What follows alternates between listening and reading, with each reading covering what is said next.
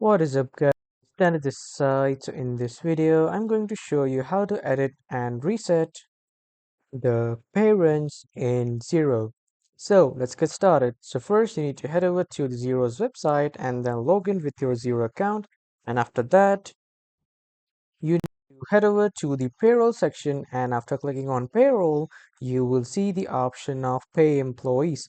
Click on this pay employees under the payroll section, and after that, your payrolls will open. And after that, opening all the payrolls, you just need to select the payroll that you want to reset or delete.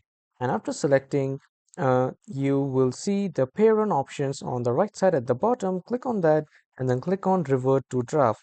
Now, what will it do? It will draft your that particular payroll, and when that particular payroll has been converted to draft, then on the left side you will see two options to delete parent or either reset that parent. So you can reset it or delete it according to your vision requirement, and when you have resetted it, you can again click on post parent and that parent will be posted again. But if you click on delete, that parent will be deleted. So this is how you can reset or delete a parent in Xero. So that was all for this video, everyone. Thank you for watching.